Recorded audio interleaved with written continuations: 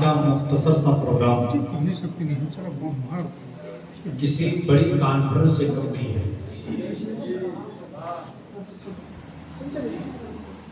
پہلے یہ ہو رہا تھا کہ یہ پروگرام صرف اور صرف 1 گھنٹہ چلے گا، لیکن آپ کے کہنے سے تھوڑی نہ رکنے والا ہے. جب مکتوب سمنا چلا رہے ہیں تو جب تک مکتوب پاک چاہیں گے تب تک چلے گا، جب تک مجاہد ملت چاہیں گے تب تک ہوگا.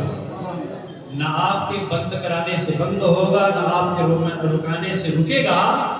جب تک مجاہد ملت سرکار چاہیں گے جلسہ چلتا ہی رہے گا. ہے نا؟ صحیح ہے نا؟ اس لیے کہ ہم لوگوں کا عقیدہ ہے کہ حضور مجاہد ملت زندہ ہیں. ہم لوگوں کا عقیدہ ہے کہ مخدوم سمنا زندہ ہیں. اس لیے کہ یہ پروگرام نصیب بھائی نے ضرور کرایا ہے، مگر اس میں مجاہد ملت کی مرضی ہے، اس میں مخدوم سمنا کا کرم ہے، تب یہ جلسہ سجا ہوا ہے. اللہ تعالیٰ ہم لوگوں کو ایسے ہی ولیوں کی راہ پر چلنے کی توفیق عطا فرمائے. تھوڑی دیر میں گفتگو کروں گا. بہت شاندار خطاب بھی آپ نے سنا، بہت اچھا کلام بھی آپ نے سنا. تقریریں 2-3 ہو چکی ہیں. اب میری تقریر کی کوئی ضرورت نہیں تھی، لیکن مدعو ہوں تو انشاءاللہ تعالی حاضر ہوں. تھوڑی دیر میں خراج عقیدت پیش کروں گا. آئیے ہم لوگ اس سے پہلے اپنے آقا مولا کی بارگاہ میں درود پاک کا نذرانہ پیش کر لیں. درود پاک پڑھ لیجیے. اللہم صلی علی سیدنا و شفینا حبیبنا طبیبنا کریمنا مولانا محمد فاروق وسلم صلی اللہ علیہ صلاۃ و سلام علیک یا رسول اللہ صلی اللہ تعالی علیہ وسلم. آج کا جو ہمارا عنوان ہے وہ یہ ہے کہ اللہ کے نبی صلی اللہ علیہ وسلم زندہ ہیں. تمام اصحاب مصطفیٰ زندہ ہیں. تمام انبیاء کرام، تمام رسول اعظام زندہ ہیں. تمام شہداء کرام زندہ ہیں. تمام اولیاء کرام زندہ ہیں. یہی وجہ ہے کہ رہ رہ کے کرامتیں سننے کو ملتی رہتی ہیں. کبھی کوئی کرامت مجاہد ملت سرکار کے وفات کے بعد دھام نگر شریف سے دکھائی پڑتی ہے، تو کبھی کوئی کرامت سرکار سلطان سید مخدوم مشرف جہانگیر سمنانی کے مزار پاک سے سنائی پڑتی ہے، تو کبھی کسی کرامت کا ظہور کنز الکرامت جبر الاستقامت غواص بحر معرفت اعلی حضرت عظیم البرکت الشاہ امام احمد رضا خان فاضل بریلوی کی بارگاہ سے دکھائی پڑتی ہے. میرے پیاروں، یہ کیوں؟ اس لیے کہ جب تک یہ زمین پر تھے کہ خدا کی بندگی کرتے تھے، مرنے کے بعد اللہ نے انہیں زندگی عطا کر دی ہے.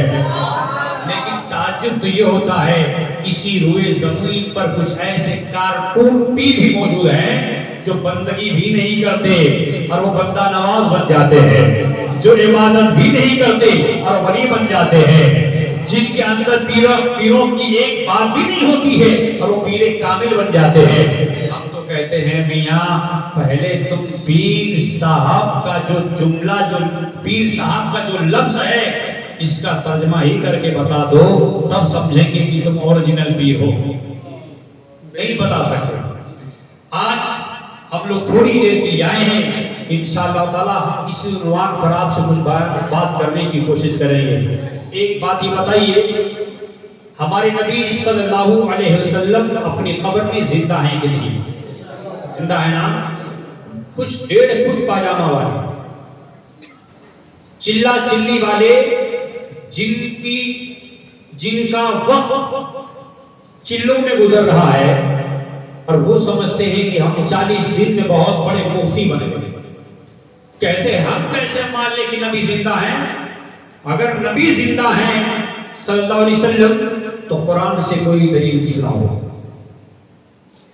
کوئی دلیل تو ہمیں حدیث ہے جس سے یہ ثابت ہو جائے کہ ہمارے نبی زندہ ہیں. تو ایک چیز یہ بتائیے، آپ سمجھدار ہو گئے، شہداء بڑے ہوتے ہیں، شہید بڑا ہوتا ہے یا نبی بڑے ہوتے ہیں؟ تیز آواز سے بولیے گا، نبی بڑے ہوتے ہیں نا؟ شہید کو جو مقام ملتا ہے وہ کس کے صدقے میں؟ نبی کے صدقے میں۔ شہیدوں کے بارے میں قرآن مجید میں اللہ کا فرمان، وَلَا تَقُولُوا لِمَن يُقْتَلُ فِي سَبِيلِ اللَّهِ أَمْوَاتٌ بَلْ أَحْيَاءٌ وَلَٰكِن لَّا تَشْعُرُونَ، یعنی کہ جو اللہ کی راہ میں شہید کیے گئے، مارے گئے، قتل کیے گئے، انہیں تم مردہ نہ کہو بلکہ وہ زندہ ہیں، تمہیں ان کی زندگی کا شعور نہیں ہے۔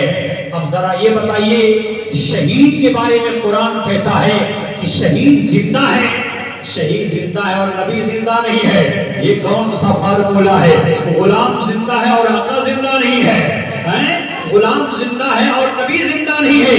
ارے ملت کے نوجوانوں، شہید زندہ ہے تو نبی کے صدقے میں ہمارا عقیدہ ہے، شہداء زندہ ہے، سب سے پہلے تو ہمارے مصطفیٰ زندہ ہے۔ ایک حدیث شریف سناتا ہوں، دل مدینہ بن جائے گا۔ اگر حدیث شریف سننا چاہتے ہیں تو ہم اسٹیپ بائی اسٹیپ چند منٹ بولیں گے، مگر آج کئی حدیث آپ کے سینے میں اتار کر جائیں گے تاکہ آپ کو پتہ لگ جائے کہ آج آپ نصیب خان کے گھر میں نہیں بلکہ آپ کو ملک اللہ کے سائے میں بیٹھے ہیں۔ آپ کو یہ محسوس ہوگا جب میرے مصطفیٰ کی حدیث سنیں گے، آپ کو ایسا لگے گا کہ آپ کاٹھی اور بنگال نہیں ہیں بلکہ آپ میرے مصطفیٰ کے مدینے میں بیٹھے ہیں۔ اس لیے کہ یہ کاٹھی اور بنگال مدینہ سے دور اس لیے نہیں ہے کہ ہم چاہے جتنا دور بیٹھ جائے مگر اپنے نبی کی نظر میں رہتے ہیں، اپنے نبی کی نظر سے دور نہیں ہے۔ میرے نبی کی نظر میں اللہ نے وہ بھی نہیں رکھی ہے کہ انسان دنیا کی چاہے جس کونے میں ہو، میرے مصطفیٰ اسے دیکھتے ہیں، میرے نبی اسے مشاہدہ کرتے ہیں۔ سرکار اعلیٰ حضرت فرماتے ہیں، اور کوئی غیب کیا تم سے بہا ہو بنا، جب نہ خدا ہی چھپا تم پہ کروڑوں دو۔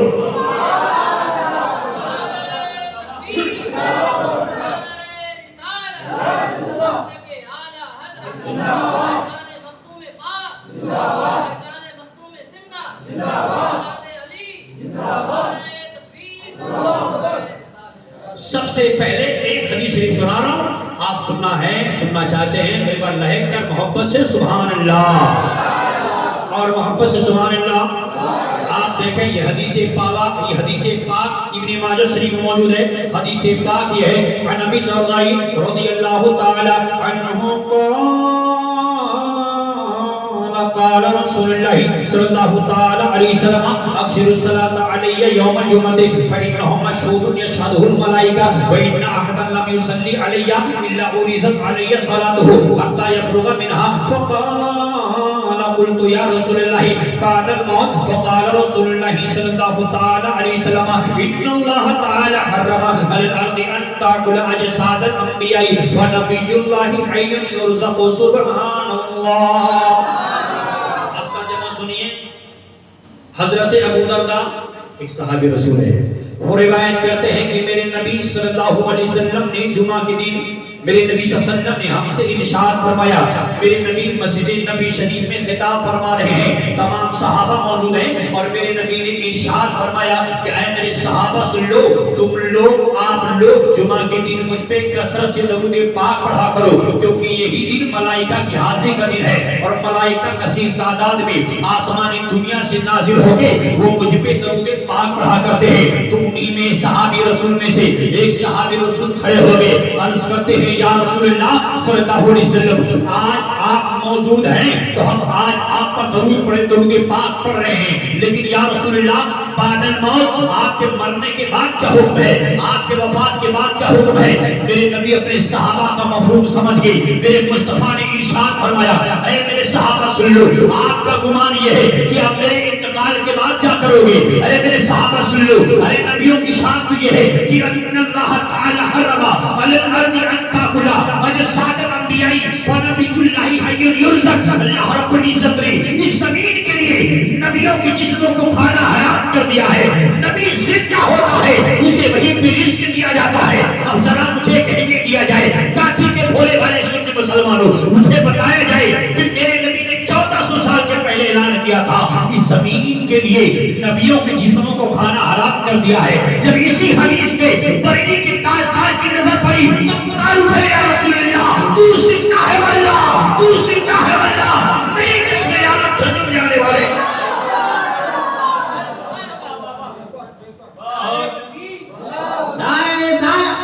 مسلک اعلیٰ حضرت فیضان اعلیٰ حضرت فیضان اعلیٰ حضرت فیضان مخدوم پاک. اور ہمارے نبی زندہ کیسے ہیں؟ اچھا بتائیے، آپ لوگوں نے کسی مردہ کو اپنے بنگال میں نماز پڑھتے دیکھا ہے؟ اس بولیے نا. اچھا آپ کے گاؤں میں قبرستان ہے کہ نہیں ہے نا؟ آپ گاؤں میں قبرستان میں کبھی جاتے ہیں کہ نہیں؟ آپ نے کسی قبر سے کبھی کوئی آواز سنی؟ نہیں سنی نا. لیکن سنے میری مصطفیٰ کی شان. ہم اسی لیے کہتے ہیں کہ جناب سنی ہی حق پر ہے. کیا ہے؟ ہم اسی لیے کہتے ہیں سنی حق پر ہے. محبت سے بولے سنی اور تیز آواز سے سنی. کیوں؟ اس لیے کہ تم کہتے ہو کہ نبی زندہ نہیں ہے اور ہم کہتے ہیں کہ نبی زندہ ہے کیونکہ حدیث شریف میں ہے. ہم کہتے ہیں نبی زندہ ہے کیونکہ ان کی قبر سے آواز آتی تھی. سنیں ایام حرہ میں جب یزید پلید نے خانہ کعبہ اور مدینہ شریف پر جب حملہ کرا دیا تھا، بہت سارے صحابہ کرام شہید ہوئے. بہت سارے صحابہ کرام. انہی میں سے ایک مشہور تابعی تھی جن کا نام تھا حضرت سعید بن مسیب. اسی مسجد میں تھے، مسجد نبی شریف میں. وہ مجنون کی طرح تھے، پاگلوں کی طرح اسی خانہ کعبہ مکہ مسجد نبی شریف میں رہتے تھے. تمام یزیدیوں نے انہیں پاگل اور مجنون سمجھ انہیں چھوڑ دیا. انہیں کوئی تکلیف نہیں دی.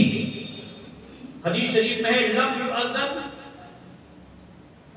لم یؤذن فی مسجد النبی صلی اللہ علیہ وسلم الثلاثہ، یعنی 3 دن تک، اس وقت میں 3 دن تک اذان نہیں ہوئی. 3 دن تک لم یؤذن فی مسجد النبی صلی اللہ علیہ وسلم الثلاثہ، ولم یقم، نہ نماز ہوئی نہ اقامت ہوئی. 3 دن تک اذان بھی نہیں ہوئی اور اقامت بھی نہیں ہوئی.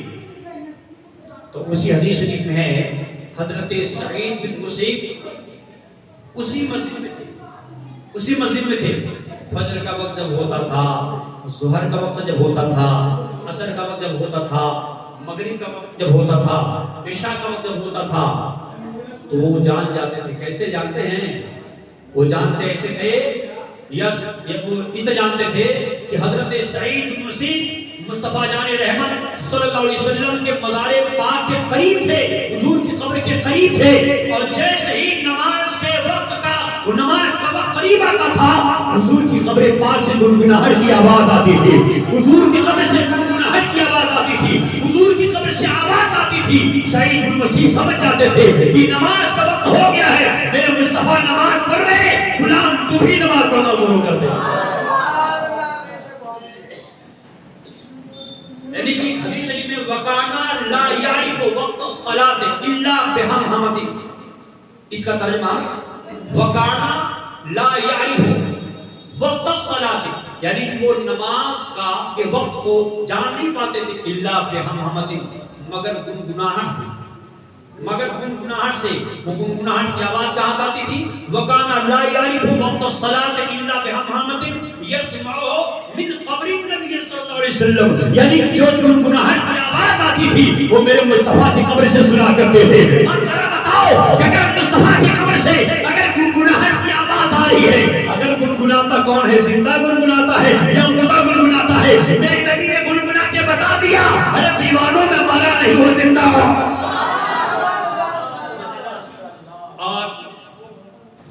نبی تو نبی ہیں، مصطفیٰ جان رحمت صلی اللہ علیہ وسلم تو مصطفیٰ ہیں، ان کی شان ہی بہت نرالی. ذرا مصطفیٰ کے غلاموں کی بارے میں آتے ہیں.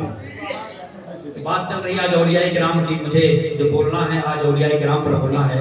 آپ گھبرا تو نہیں رہے نا؟ سنیں گے نا؟ 2-4 حدیث سن لیجیے. ان کی شان، ان اللہ والوں کی شان.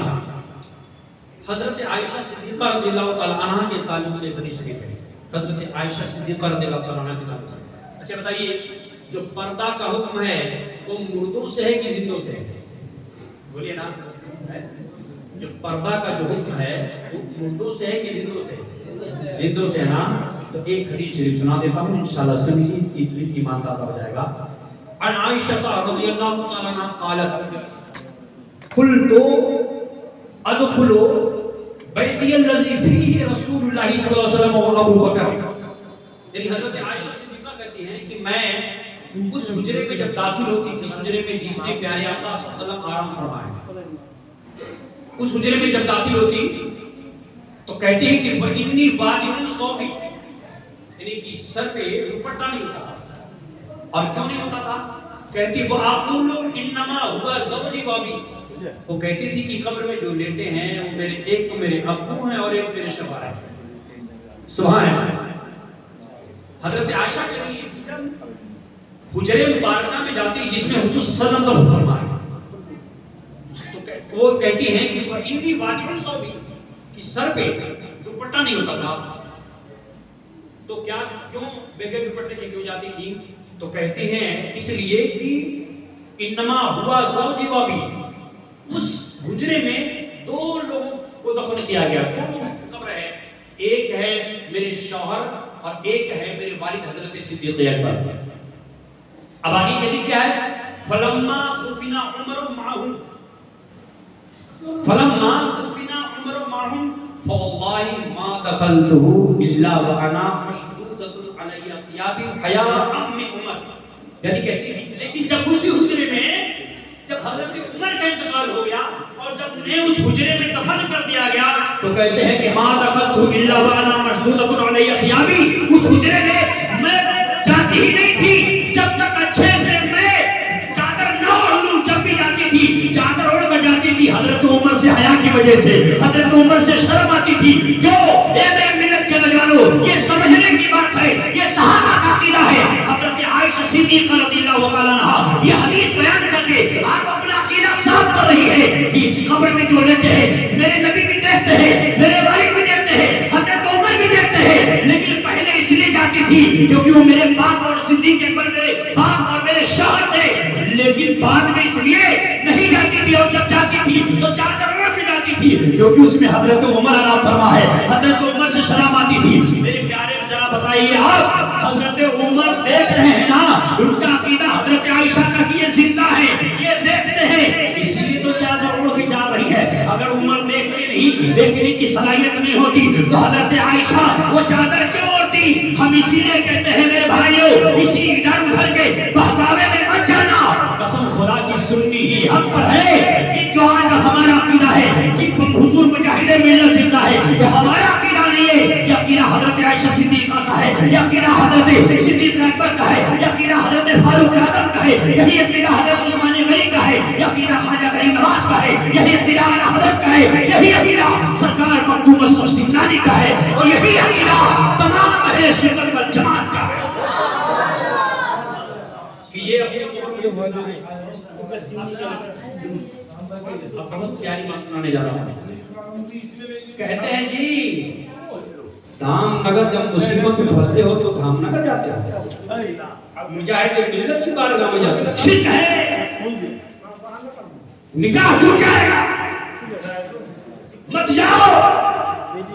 ہم پوچھیں گے کیوں نہ جائیں؟ کہیں گے جی مجاہد ملت کو وفات پائے ہوئے سالوں ہو گیا، وہ تمہاری بات کو سن ہی نہیں سکتے، جانے سے فائدہ کیا؟ ایسا بولنے والا سب سے بڑا جاہل جو کہتا کہ سن نہیں سکتے. اس کی تو اتنی دلیلیں ہیں کہ یہ دلیل اگر سناتے جاؤں گا تو دلیل سنتے سنتے ان کا وضو ٹوٹ جائے گا. آسان سب سے آسان دلیل ہے، آپ سمجھ جائیں بہت جلدی سمجھیں گے. اچھا یہ بتائیے آپ قبرستان میں جاتے ہیں تو آپ کیا پڑھتے ہیں؟ کیا بولتے ہیں؟ السلام علیکم یا بھتیجا. یہ کس نے تعلیم دی آپ کو؟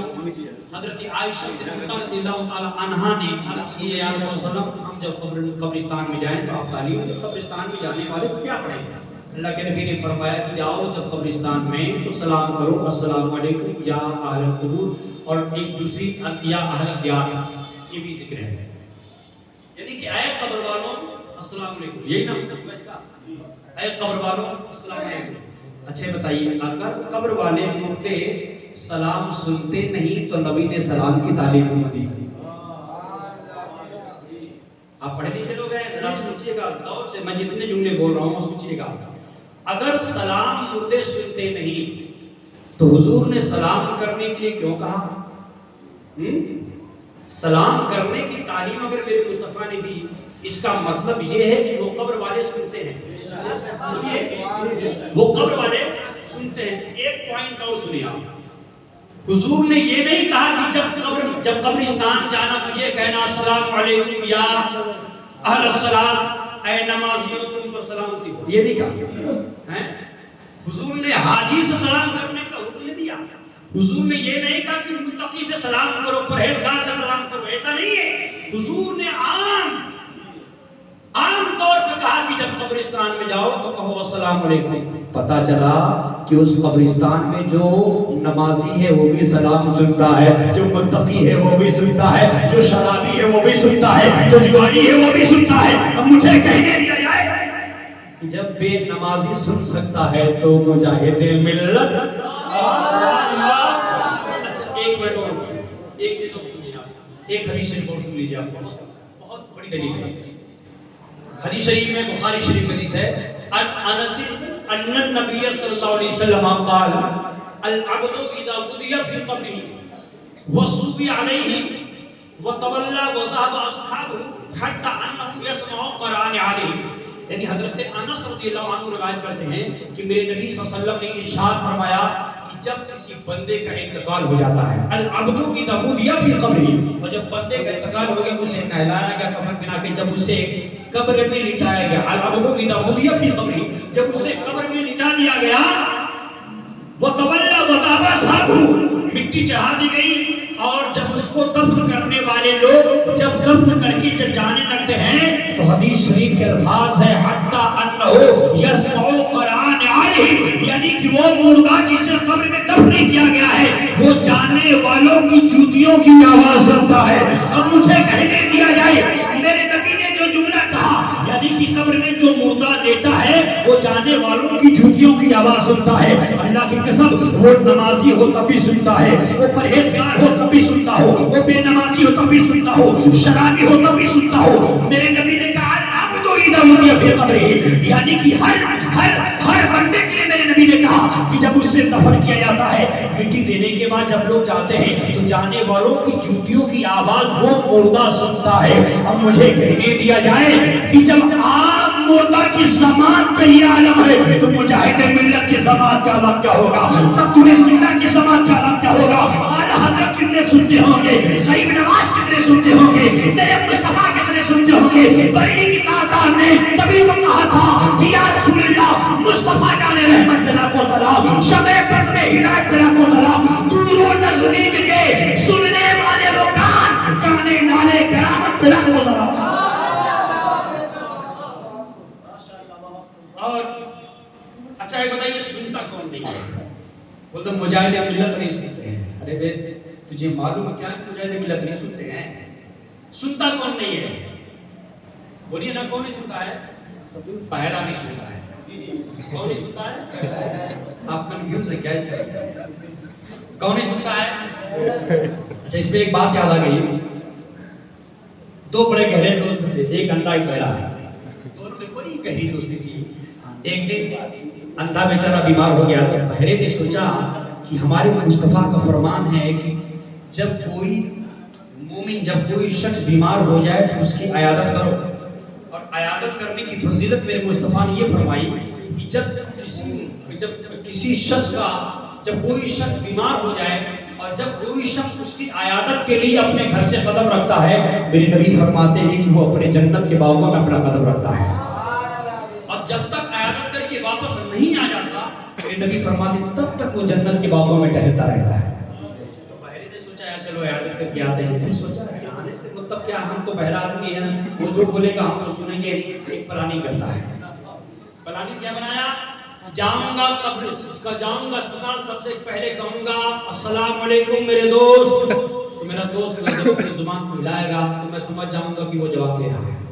پھر پوچھوں گا میرے بھائی آپ کی طبیعت کیسی ہے؟ تو کہے گا الحمدللہ میری طبیعت تو اچھی ہے. تو میں نہیں سنوں گا تو کیا ہوگا؟ کہہ دوں گا اللہ تم کو ہمیشہ ایسے ہی رکھے. پھر پوچھوں گا میرے بھائی آپ کھاتے کیا ہیں؟ تو وہ کہے گا بھائی یہ فروٹ کھاتا ہوں، یہ پھل کھاتا ہوں، یہ سبزی کھاتا ہوں، وہ سبزی کھاتا ہوں، ڈاکٹر نے یہ کھانے کو کہا ہے، وہ کھانے کو کہا ہے. نہیں سنوں گا تو کوئی بات نہیں ہے. کہہ دوں گا ہاں اس بیماری میں یہی کھانا چاہیے. فلاں کمپلیٹ. اب یہ صاحب اسپتال پہنچ گئے اور پہنچنے کے بعد سلام کیا. اس کے دوست نے جواب دیا وعلیکم السلام. یہ تو بیچارہ سنا نہیں مگر پھر بھی اپنے پلان کے تحت پوچھا میرے بھائی آپ کی طبیعت کیسی ہے؟ یہ کہتا بھائی کیا بتاؤں ڈیلی انجیکشن لگ رہا ہے مگر کوئی سدھار نہیں طبیعت میں. یہ اپنے پلان کے تحت بولتا اللہ تم کو ہمیشہ ایسے ہی رکھے. پھر یہ اپنے پلان کے تحت پوچھا میرے بھائی کھاتے کیا ہو؟ یہ کہتا ہے کہ یہ پھل کھاتا ہوں، وہ پھل کھاتا ہوں، یہ سبزی کھاتا ہوں، وہ سبزی کھاتا ہوں. یہ اپنے پلان کے تحت بولا کیا آپ کھاتے کیا ہو؟ غصے میں تھا نا تو کہتا میں زہر کھاتا ہوں.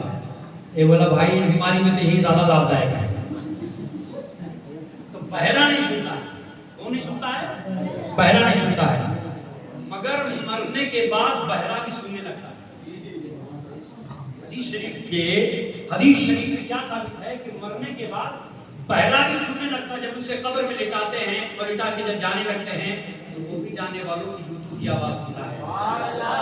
تو جب مرنے کے بعد بہرا سننے لگا تو مجاہد غریب نواز مخدوم سننا. اچھا ایک بات سن لیجیے. ایک حدیث شریف آپ اور سنا دیتا ہوں انشاءاللہ دن مدینہ بن جائے گا. حدیث شریف سننا چاہتے ہیں تو محبت سے لے کر پوری سبحان اللہ. اچھا بتائیے قرآن شریف مردہ پڑھتا ہے کہ زندہ پڑھتا ہے؟ تیز آواز سے اور تیز آواز سے زندہ پڑھتا ہے نا. تو جب زندہ پڑھتا ہے تو جب قبر سے آواز آ رہی تو قبر میں تلاوت کرنے والا کیا ہے؟ زندہ ہے نا. ایک حدیث شریف سنا تو انشاءاللہ دل مدینہ بن جائے گا. حدیث شریف سننا ہے تو محبت سے سبحان اللہ اور محبت سے سبحان اللہ. آپ دیکھیں حدیث پاک ترمذی شریف جلد 2 میں حدیث پاک یہ ہے عن ابن عباس رضی اللہ تعالی عنہما قال ضرب قباعه على قبر وهو لا يحسب انه قبر فاذا فيه قبر انسان يقرأ سورة الملك حتى ختمها فأتى النبي صلى الله عليه وسلم فقال يا رسول الله ضربت قباعي على قبر وهو لا يحسب انه قبر فاذا فيه قبر انسان يقرأ سورة الملك حتى ختمها سبحان الله. اب ترجمہ سن لیجیے بہت آرام سے. حضرت عبداللہ ابن عباس رضی اللہ عنہ روایت کرتے ہیں کہ حضور کے ایک صحابی ایک سفر میں جا رہے تھے اور سفر کرتے کرتے جب شام ہونے لگی انہوں نے صحابہ رسول نے ایک جگہ پر خیمہ لگا دیا. تو صحابہ رسول نے جہاں پر خیمہ لگایا تھا بڑی پیاری حدیث ہے آپ سنیے. حدیثیں ساری پیاری ہوتی ہیں عنوان کے اعتبار سے بہت زبردست حدیث ہے. وہ حضرت عبداللہ ابن عباس روایت کرتے ہیں کہ وہ صحابہ رسول جو قافلے کے ساتھ سفر کر رہے تھے جب شام ہو گئی انہوں نے ایک جگہ پر خیمہ لگا دیا. اور جہاں پر خیمہ لگایا انہیں نہیں پتا تھا کہ یہاں پر کسی قبر ہے. لیکن جیسے ہی رات کا 12 بجتا ہے تو زمین کے نیچے سے قرآن کی تلاوت کی آواز آنے لگی. زمین کے نیچے سے قرآن کی تلاوت کی آواز آنے لگی. حدیث پاک میں ہے کہ وہ فجر کی نماز میرے نبی کے پیچھے پڑھے اور جب میرے مصطفیٰ نے سلام پھیرا السلام علیکم رحمۃ اللہ السلام علیکم رحمۃ اللہ وہ صحابی کھڑے ہو گئے اور عرض کرتے ہیں یا رسول اللہ صلی اللہ علیہ وسلم ہم نے ایک جگہ پر خیمہ لگایا تھا. ہم نے جہاں بھی اس کو لگایا ہمیں نہیں پتا وہاں پہ کسی کی قبر ہے لیکن یا رسول اللہ جب آدھی رات گزر جاتی ہے تو زمین کے نیچے سے قرآن کی تلاوت کی آواز آنے لگی. میرے نبی فرماتے ہیں اے میرے صحابی جہاں تم لیٹا تھا وہ تلاوت کرنے والا کتنی تلاوت کیا؟ کہتے یا رسول اللہ پورے سورہ ملک کو پڑھ ڈالا. میرے نبی فرماتے ہیں جہاں پر تم نے خیمہ لگایا وہاں پر اللہ کا نیک بندہ آرام کر رہا ہے. تو جو اللہ کا ولی ہوتا ہے جب وہ زمین پہ چلتا ہے وہ تب بھی زندہ ہوتا ہے اور جب زمین میں سوتا ہے تب بھی زندہ ہوتا ہے. جب زمین پہ چلتا ہے تب بھی قرآن پڑھتا ہے. جب زمین میں سوتا ہے تب بھی قرآن پڑھتا ہے. جب بھی میں کہتا ہوں کہ اڑیسہ کی زمین پر دھارنگر میں مجاہد ملت زندہ ہے, پچھوچا میں مخدوم سنگھ زندہ ہے, بریلی میں اعلیٰ حضرت زندہ ہے, اجمیر میں غیر نواز زندہ ہے اور بغداد میں غوث اعظم زندہ ہے, کربلا میں میرا حسین زندہ ہے. قرآن کہتا ہے مرتے نہیں خدا والے، یہ شان دنیا میں رکھتے ہیں مصطفیٰ والے. ہماری زندگی چلتی رہے گی تو ایک دن زمین کو چیر کے نکلیں گے کربلا والے. یہ اللہ والے اپنی قبر میں زندہ ہیں. یہ جو میں نے آپ کو سنایا یہ حدیث شریف ہے. یہ حدیث شریف ہے، وہ بھی حضرت عبداللہ ابن عباس روایت کرتے ہیں کہ شخص جو سفر کر رہا تھا، اس نے جو صحابہ رسول سفر کر رہے تھے ان کے بستر کے نیچے سے قرآن کی تلاوت کی آواز آتی ہے. وقت زیادہ ہو رہا ہے، 5 منٹ میں بات پوری کر رہا ہوں. ذرا آپ سنیے. اگر ولیوں کی زندگی دیکھتی ہیں کہ اولیاء کرام اپنی قبر میں زندہ کیسے ہیں اور پریکٹیکل دیکھنا ہے تو آپ ایک نظر جائیے اور دھام نگر شریف چلے جائیے. آپ آئیے سرکار سلطان سید مخدوم مسعود جہانگیر سمنانی کی بارگاہ میں کچھوچا شریف چلے. آپ وہاں دیکھیں گے نا تو انشاءاللہ تعالی دل آپ کا خود کہے گا کہ یقیناً جب مخدوم سمنا کی ایسی زندگی ہے تو غوث اعظم کیسی زندگی ہے، غوث اعظم کی زندگی کیسے ہوگی. میرے پیارے 1 لاکھ لوگ ڈیلی ہماری خانقاہ میں ہوتے ہیں. ہر دن 1 لاکھ لوگ کچھوچا شریف میں رہتے ہیں. 1 لاکھ لوگ وہاں حاضری دیتے ہیں ہر دن. اور آپ سوچو تب 50 لوگ ہو جاتے ہیں، ہم کوئی ہمیں پکارتا ہے بھیڑ بھاڑ میں شور شرابے میں تو ہم 50 لوگوں کی بھیڑ میں لوگوں کی آواز نہیں سنتے ہیں. مگر اے مخدوم سمنا آپ کے سماعت کے قربان آپ 1 لاکھ لوگوں کی آواز کیسے سنتے ہیں. آپ جب دیکھیں گے تو کچھوچا شریف میں دور دور سے جب مریض وہاں پر حاضری دیتا ہے تو شیطان وہاں چیخ کے کہنا سید اشرف چھوڑ دو. اور جب کوئی شیطان کسی کو پریشان کرتا ہے دور سے ہی رہ کے مخدوم سمنا کو آواز دیتا ہے اے میرے پیر سرکار مخدوم اشرف سمنانی ہم پہ کرم فرمائے. آپ کی زبان سے جملے ختم بھی نہیں ہوتے ہیں، مخدوم سمنا کا کام شروع ہو جاتا ہے، مخدوم سمنا کا فضل شروع ہو جاتا ہے. میرے پیارے اس لیے کہ مخدوم سمنا اپنی قبروں میں اس لیے زندہ ہے انہوں نے اپنی ساری دولت کو، اپنے بادشاہت کو، اپنی جائیداد کو، اپنی پراپرٹی کو اللہ کے لیے ٹھوکر مار دیا. اور اللہ کے لیے جب آ جاتے ہیں ہندوستان میں خدمت خلق کرنے کے لیے تو اللہ رب العزت نے انہیں ایسی زندگی عطا فرمائی ہے، ایسی زندگی عطا فرمائی ہے. ایک اور کرامت سنا دوں آپ. جب نصیب بھائی یہاں سے لے کے اپنے بیٹے کو جب گئے تھے کچھوچا شریف ہمارے پاس، وہاں پر جب جنات جب حاضر ہوا اس کے جتنے لشکر تھے سارے لشکر کو ہم نے قتل کرایا. اس کے بعد جو بڑا سردار تھا اس کو غلام بنایا اور جب وہاں سے اسے غلام بنا کے جب ان لوگوں کو کیس ختم کر کے جب انہیں بھیجا اسی گروپ کا کچھ لشکر اور کچھ سردار رہ گئے. جب یہ وہاں سے نکلتے ہیں تقریباً بیچ راستے میں ان کے بیٹے کی حاضری شروع ہو جاتی ہے. نصیب بھائی سے پوچھیں گے بیچ راستے میں حاضری شروع ہو جاتی ہے. انہوں نے فون کیا، دعا ہوئی اور گھر تک رکے چلا. دوسرے دن کیا پتہ چلا ان کو خواب میں ان کے بیٹوں کو خواب میں بتایا گیا اور وہاں خانقاہ شریف میں وہاں پتہ چلا کہ راستے میں ان کے اوپر جناتوں کا جو لشکر جن لوگوں کا قتل ہوا تھا اسی کے گروپ کے لوگ ان پہ اٹیک کر دیے تھے، ایکسیڈنٹ کرانا چاہ رہے تھے، یعنی کہ انہیں مارنا چاہ رہے تھے. لیکن مارے گا کون؟ مخدوم سمنا کی نظر تو وہاں سے دیکھ رہی ہے، وہ ان کا مریض، یہ ان کے مریض ہے، کچھ نہیں کر سکتے. اور جب وہاں سے یہاں پہ آنے کے بعد جب دعا ہوئی، جب اس کا قتل ہوا، آج تک ان کا بیٹا ٹھیک ان سے کچھ نہیں ہوا. انشاءاللہ کچھ ہوگا بھی نہیں، اس لیے کہ ان کے گھر پر ان کے بچوں پر ان پہ مخدوم سمنا کا کرم ہو چکا ہے. جس پہ مخدوم سمنا کا کرم ہو جاتا ہے وہ انسان دنیا کے چاہے جس کونے میں ہو جب بھی مصیبت میں سرکار مخدوم سمنا کو آواز دیتا ہے انشاءاللہ تعالی مخدوم سمنا سرکار اس کی مدد فرمائیں گے. اور جب کوئی پکارتا ہے وہ اس کی مدد فرماتے ہیں. اور آپ بھی آزما کر دیکھیے مخدوم سمنا سرکار کو، یقیناً آپ جہاں سے انہیں آواز دیں گے آپ کو پوری مدد ملے گی، اس لیے کہ اللہ نے ان کے کار میں بڑی طاقت عطا فرمائی. سمجھ رہے نا؟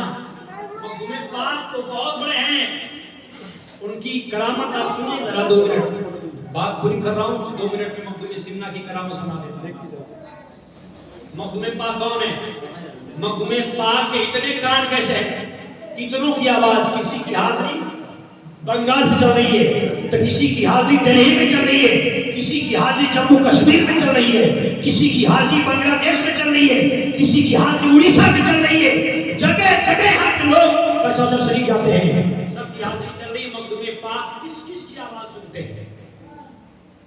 تو آپ ایک واقعہ سن لیجیے، مولانا جلال الدین رومی صاحب کا واقعہ بیان کرتا نا، انہی کے سجادہ نشین سرکار مخدوم سمنا کو روم میں دعوت دیتے ہیں، سرکار مخدوم اشرف سمنا کے دل افارہ نے روم میں تشریف لے گئے، اسی علاقے میں ایک بڑے مولانا تھے جنہیں وقت کا شیخ الاسلام کہا جاتا تھا۔ جب مولانا صاحب نے سنا کہ مخدوم پاک یہاں پر تشریف لائے ہیں تو مولانا صاحب کو تھوڑے سے ٹینشن ہو گیا، انہیں ٹینشن کیا ہوا، کہا یار اتنا اچھا ہمارے یہاں پورا جمع ہوا تھا لیکن مخدوم سمنا آ گیا کہ لوگ انہی کی طرف بھاگیں گے، ہمیں کون پوچھے گا؟ تو انہوں نے پلان کیا مولانا صاحب نے کہ مخدوم اشرف کو یہاں سے بھگانا ہے، انہیں یہاں سے یہ رسوا کرنا ہے۔ مولانا صاحب نے پلان کیا، شریعت کے بڑے بڑے مسائل پیچیدہ مسائل پر ایک کاغذ میں تحریر کیا اور اسے جیب میں رکھ لیا رات میں پلاننگ کے تحت کہ کل صبح جب صاحب سجادہ کی بارگاہ میں جب سید اشرف سمنانی تشریف لائیں گے تو بڑے مجمع میں یہ لسٹ نکال کر یہ بڑے بڑے مسئلے پوچھوں گا، سید مخدوم اشرف لاجواب ہو جائیں گے، وہ جواب نہیں دے پائیں گے تو دنیا میری علم کا لوہا مارے گی۔ انہوں نے رات میں لسٹ بنانا شروع کیا، مخدوم پاک کو اس کا علم ہو گیا، یہ لسٹ بنا کے صاحب سجادہ کی بارگاہ میں لے کر بیٹھے ہیں، سرکار مخدوم اشرف سمنانی کا انتظار ہو رہا ہے۔ جب مخدوم پاک سرکار صاحب سجادہ کے گھر تشریف لے گئے، ان کا پرزور استقبال ہوا، ان کی ساری پہچان ہو جاتی ہے جب دیکھتی کہ مخدوم پاک سرکار کرسی پہ بیٹھ گئے مگر اسی دروازے سے ایک مخدوم اشرف اور آ گئے۔ اب ایک ہی محفل میں دو مخدوم اشرف، اب آپ بتائیے اگر ایک ہی محفل میں دو حافظ رفیق عالم صاحب ہو جائیں تو آپ کو حیرانی ہوگی نا؟ اگر ایک ہی محفل میں اگر دو نسیم خان صاحب آ جائیں گے تو کہیں گے یار اس میں اوریجنل کون، اس میں ڈپلیکیٹ کون ہے، اس میں عیسائی کون ہے، اس میں تیزاب کون ہے، آپ محفوظ ہو جائیں گے نا؟ لیکن اس محفل میں دو مخدوم اشرف، ایک ہی محفل میں دو مخدوم اشرف، یہیں تک نہیں اب تو صاحب سجادہ بھی پریشان، سارے علماء پریشان، ساری عوام پریشان، یہاں کی بات کیا ہے؟ لیکن اسی دروازے سے ایک مخدوم اشرف کی بھی ہو رہا ہے، دو کی تعداد دو سے بڑھ کے تین ہو گئی، ایک محفل میں تین مخدوم اشرف، تین ہی تک محدود نہیں، تین کے بعد 4 5 6 7 8 9 10 10 کے بعد 20 30 40 50 60 70 80 90 یہاں تک ایک ہی محفل میں 100 مخدوم اشرف ہو گئے۔ یہ کتابوں میں لکھا ہے، ایک محفل میں 100 مخدوم اشرف ہو گئے۔ اب تو مولانا صاحب پسینہ پسینہ، مولانا صاحب کی تو حالت خراب، اپنی لسٹ کو بھول گئے تھے۔ اب تو مولانا صاحب کیا بولے، مولانا صاحب کی حالت خراب، صاحب سجادہ بھی پریشان، سارے لوگ حیران ہیں، سارے روم کے لوگ سب پریشان ہیں، آخری ہو کیا رہا ہے؟ ایک مخدوم اشرف کی دعوت دی گئی تھی مگر ایک ہی محفل میں 100 مخدوم اشرف چلے آئے، سب حیران ہیں۔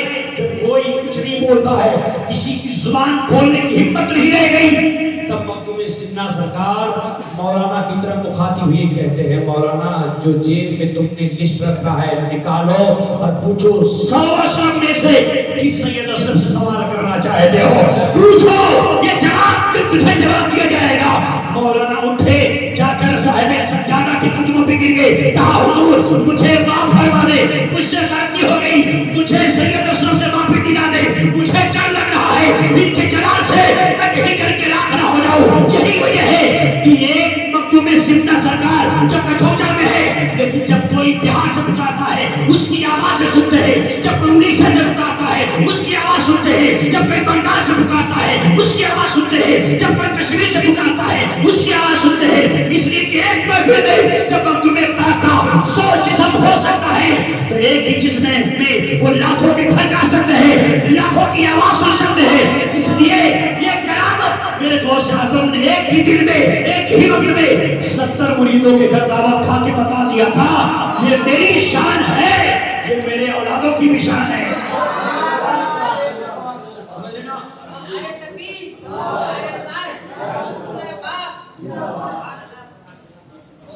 دین اللہ والے کے ولیوں کی شان ہے.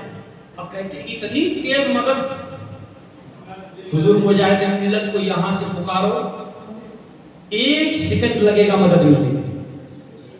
آپ یہاں سے دھام نگر جائیں گے ٹرین پہ ٹکٹ کاٹیں گے پھر ٹرین پہ بیٹھیں گے دھام نگر جائیں گے بہت ٹائم لگے گا نا, لیکن یہاں سے پکاریں گے 1 سیکنڈ میں. یہ اللہ کے وجود کی شان ہے. سرکار محکم پاک رضی اللہ تعالیٰ عنہ ایک مرید بیٹھا تھا بڑا پریشان ہے. سرکار محکم پاک نے اسے کہا بیٹا بڑا پریشان دیکھ رہا ہوں حضور حاجیوں کا قافلہ جا رہا دل بے چین ہے پتہ نہیں میں بھی کبھی حج کر پاؤں گا کہ نہیں. محکم پاک نے کہا حاجی بننا چاہتے ہیں؟ بولا حضور خواہش تو ہے مگر حیثیت نہیں ہے. محکم پاک نے کہا ادھر قریب آئیے. انہیں قریب کر دیا اور اپنے ہاتھ ان کے سر پہ رکھا کہ آنکھیں بند کرو. آنکھ بند کر لیا کہا آنکھ کھولو. جب آنکھ کھولا تو خانے کعبہ میں موجود ہے. جب آنکھ کھولا تو خانے کعبہ میں موجود. حج کیا. اب جو حاجیوں کا قافلہ جو روانہ ہوا تھا وہ بعد میں پہنچے یہ پہلے پہنچ گئے. وہ لوگ کہتے ہیں جی تم کیسے آ گئے؟ کہا ہم مخدوم اشرف کی فلائٹ سے آئے تھے. پہنچ گیا پہلے وہاں پہ حج کیا. حج کا رکان ادا کرنے کے بعد پھر روضہ رسول پر مدینہ شریف میں حاضری دیا. اور جب میرے نبی کے آستانے کے سامنے کھڑا ہو گیا عرض کرتا ہے یا رسول اللہ صلی اللہ علیہ وسلم بہت بڑی مصیبت میں پھنس گیا ہوں. یا رسول اللہ صلی اللہ علیہ وسلم آنے کے لیے تو خرچہ نہیں تھا میرے پاس مگر میرے پیر و مرشد سرکار مخدوم اشرف سنانی نے ایک نظر مجھے یہاں تک پہنچا دیا.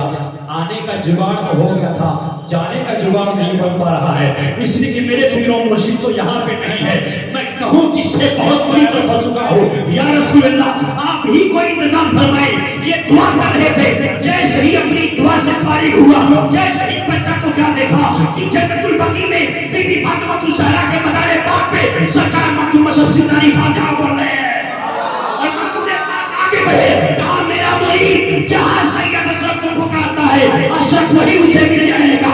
یہ میرے مخدوم سنہ کا کرم ہے. یہی وجہ ہے کہ ارے پیر پکڑو ایسا جو تمہیں آدھی رات میں تمہارے لیے تمہاری مدد کر سکے.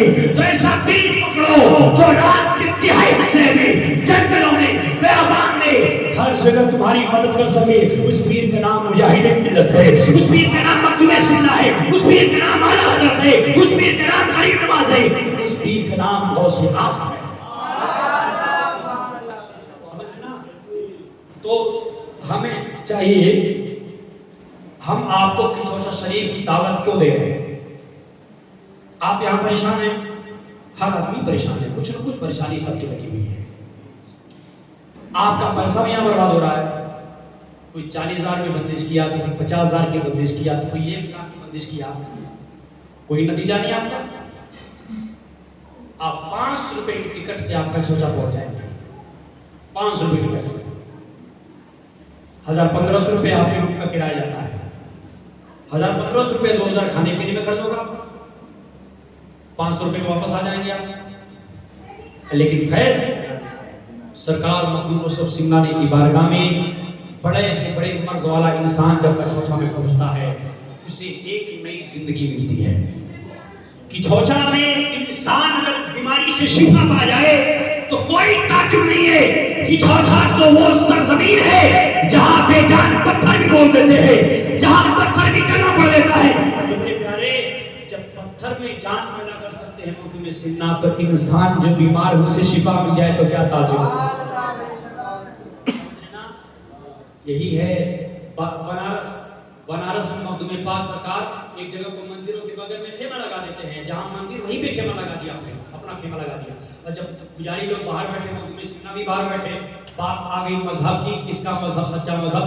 مخدوم پاک نے کہا ہمارا مذہب سچا ہے. کہا کیسے؟ کہا مناظرہ کر لو. پنڈتوں نے کہا کیسے مناظرہ کریں گے؟ مخدوم پاک نے کہا جیسے چاہو ویسے کر لو. پنڈتوں نے کہا آپ ہی بتائیے. مخدوم پاک نے کہا مناظرہ اس طرح سے ہوگا کہ آپ جس بت کو اپنا معبود برحق مانتے ہیں جس بت کو اپنا خدا مانتے ہیں اسی سے ایک بار بلوا دو وہ زبان کھول دے میں سمجھوں گا تم حق پر. کہا یار یہ بھی کوئی مناظرہ کا طریقہ ہے کئی پتھر بھی بولتا ہے.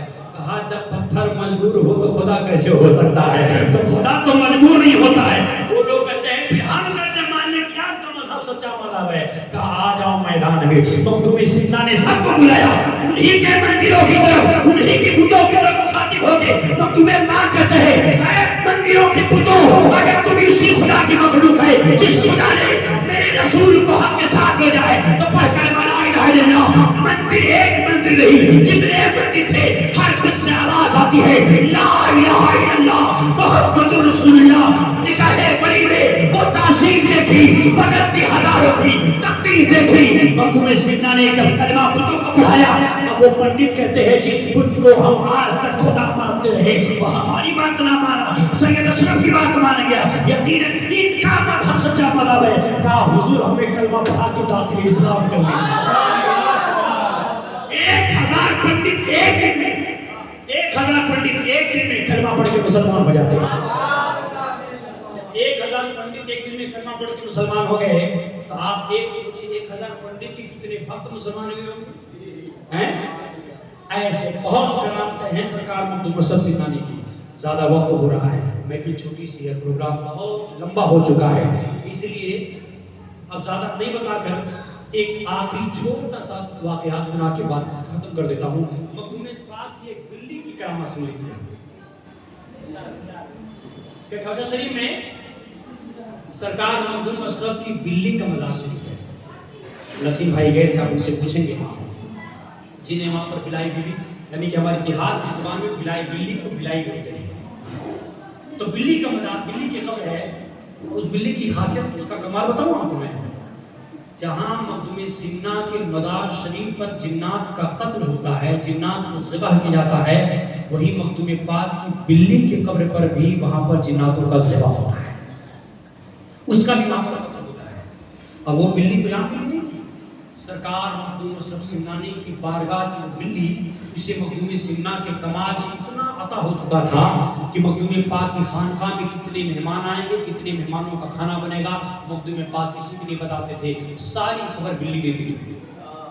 آج شام تک کتنے مہمان آئیں گے, کتنے مہمانوں کا کھانا بنے گا, یہ ذمہ داری مخدوم پاک کی بلی کی تھی. وہ بلی ہی بتاتی تھی کتنے مہمان آئیں گے. بلی بتاتی کیسے تھی, وہ آواز لگاتی تھی میاؤں, باورچی گرتا تھا ایک, پھر آواز دیتا میاؤں, آواز دیتی میاؤں, باورچی گرتا تھی. جتنی مرتبہ بلی آواز لگاتی تھی باورچی گرتا جاتا, جتنی جب آواز بند ہو جاتی پھر باورچی اتنی ہی آدمی کا کھانا بنا دیتا. نہ ایک آدمی کا کھانا کھٹتا, نہ ایک آدمی کا کھانا پڑتا, ایک دم پرفیکٹ. لیکن ایک مہمان کا کھانا گھٹ گیا, ایک مہمان بڑھ گیا. بلی وہ باورچی گیا سرکار مخدوم پاک کی بارگاہ میں, حضور ایک آدمی کا کھانا گھٹ گیا ہے. مخدوم پاک نے کیسے کھانا گیا گھٹ گیا, بلی نے کیسے غلط خبر دے دی. بلی کو بلایا جائے, بلی بلائی گئی. مخدوم پاک نے کہا کیوں نہیں گریا, کیوں رے بلی, ایک آدمی کا کھانا گھٹ کیسے گیا, تم نے غلط خبر کیسے دے دی. اب بلی اپنی دلیل دیتی ہے, مخدوم پاک سرکار کی تہمت پکڑ کے کھینچتی ہے, وہ آگے آگے گئی, سرکار مخدوم پاک پیچھے پیچھے گئے. اور جب جتنے مہمان خانقاہ میں ٹھہرے تھے, بلی جا کے سب کو سونگتی ہے, ان کو سب کو سونگی. سونگنے کے بعد کچھ مہمان باہر بیٹھے تھے, انہی مہمانوں میں ایک درویش بیٹھا تھا جس کے سر پہ عمامہ ہے, جس پہ جبہ ہے اور تہمت پہنا ہوا ہے, وہ بڑا تسبیح لیے ہوئے ہے. بلی اس کے قریب گئی, جب بلی اسے سونگتی ہے, اسے سونگنے کے بعد اس کے ران پر چڑھ کے, اس کے پیر پہ چڑھ کے پیشاب کر دیتی ہے. بلی جیسے ہی پیشاب کرتی ہے تو وہ درویش اٹھ کے کھڑا ہو گیا, جا کے سرکار مخدوم اشرف سمنانی کے قدموں پہ گر گیا اور کہتا حضور مجھے معاف فرما دے. بات دراصل یہ ہے کہ میں کوئی مسلمان نہیں, میں ایک داعیہ ہوں جو صوفیوں کے لباس میں, فقیروں کے لباس میں آج تک سارے پیروں کو دھوکہ دیتا رہا, خانقاہوں کو دھوکہ دیتا رہا, آج تک کوئی جان نہیں پایا. اور میں نے یہ سوچا تھا جو میرے راز کو جان جائے گا میں سمجھوں گا کہ وہی پہنچا ہوا فقیر ہے, اسی کے ہاتھ میں کلمہ پڑھ کے مسلمان ہو جاؤں گا. لیکن سرکار آپ کی خانقاہ کا دستور تو الگ ہے, آپ تو آپ ہے, آپ کے ٹکڑوں پر پڑنے والی بلی کا کمال یہ ہے کہ میرے راز کو آپ کی بلی نے فاش کر دیا. سرکار جب آپ کی بلی کا یہ کمال ہے تو آپ کا کمال کیا ہوگا. مجھے کلمہ پڑھائیے لا الہ الا اللہ محمد رسول اللہ. نے کہا اے ولی میں وہ تاثیر دیکھی, بدلتے ہزاروں کی تقدیر دیکھی. تو یہ ہے مخدوم پاک کی بلی کا کمال. سمجھ رہے نا, بہت کرامتیں ہیں کچھوچا شریف کی. آپ وہاں ہر سیکنڈ میں ہر منٹ آپ کرامت دیکھیں گے اور آپ وہاں محسوس کریں گے کیسے اللہ کے ولی زندہ ہیں. آپ تو سنیں آپ کا ایمان تو چمک رہا ہے. بڑے بڑے وہابی تک کچھوچا جاتے ہیں تو وہ بھی دیکھ کر کہنے میں مجبور ہو جاتے ہیں یقیناً اللہ والے اپنی قبروں میں زندہ ہیں. سمجھے نا. ایک کتک کا مولوی گیا ہوا تھا.